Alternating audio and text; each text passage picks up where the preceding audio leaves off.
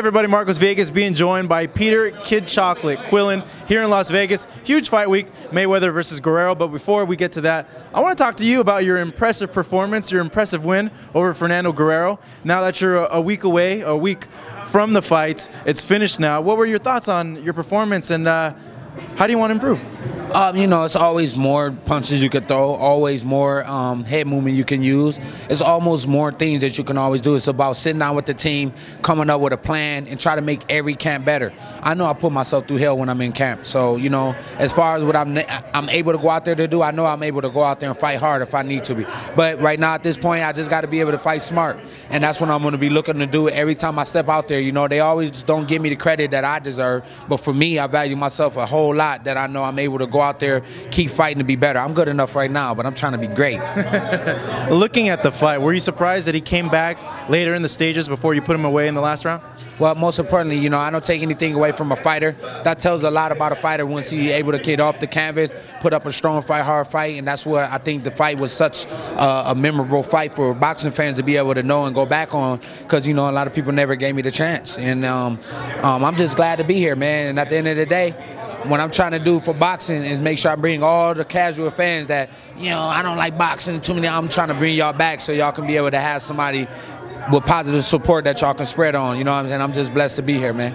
Walking around right over here, I saw your opponent. He's actually right in front of us, Fernando.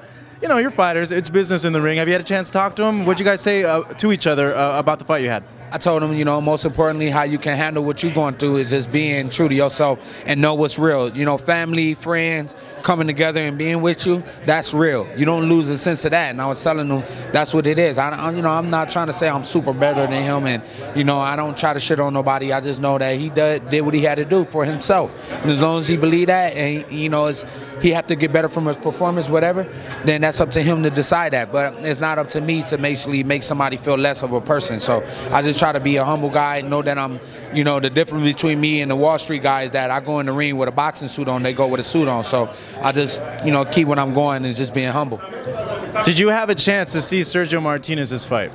Nah, I heard he looked like an old man. By the time I get to you, Sergio, I hope you're not in a nursing home, man. Yeah, a lot of people were saying he didn't look like he usually did, and I was thinking, you know, that was a name that you've told me in the past for a while now. It's someone that you've been wanting to fight. Do you feel you're closer now to having that fight with him? Well, you know, the biggest fight was between Showtime and HBO. So the night of the fight, when I was fighting Fernando, Sergio Martinez was fighting Martin Murray. Weeks prior to that, they said that I wasn't known. Nobody knew who I was. He had to go on YouTube and get a refreshment on who I am. But let me tell you who I am. I'm the only middleweight that's an American that's fighting in America, where a lot of these guys want to come fight at. I'm the only one that's from here with a belt. And not only that, I've been the only one ranked in the ring that's American for the last 3 years. 1982, it's been 9 middleweights from America rated, but now it's only one American middleweight rated by the ring. That's me. So as far as not being known, I may not be known in all where these guys, Argentina, Mexico, and all, but I'm known in my country, which a lot of people got to understand. That's what you want to do, is be big in your country and then go out to other places in the world and inspire people. So, you know, my descent, my father come from Cuba. I got a lot of Cuban supporters. You know, I was born in Chicago, got a lot of people in Chicago who support me. I grew up in Grand Rapids, Michigan, hometown of Floyd Mayweather. Got a lot of support there. Moved to New York. Mad people support, blew New York up. I'm the only one rated by the ring, New York pound for pound, best in New York City. Moved to California and get all these people together. I'm just building my name all over. So I just know what I am doing it for. I'm staying true to myself, and most importantly, I'm not worried about what anybody else say about me. Quick reflex is there too as well. Yeah. Quickly, Peter, prediction tomorrow night, how is it going to end? Well, it's going to be winning for boxing fans to be like amazed that they came to the fight.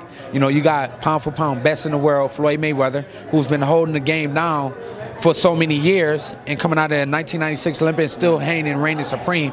And look how many years later, he's somebody I look up to try to get to that point, take less punishment. Guerrero, who's a hungry challenger that believes in nothing but himself, big believer in God, think he deserved this opportunity. So when you think you deserve something and you finally get the opportunity, we have to see as fans what you're able to do. So I don't take anything away from Fernando Guerrero. I just know he's in the ring with the pound-for-pound best in the world, and he's going to have to prove a lot to just not himself, but the boxing fan in this Floyd as well.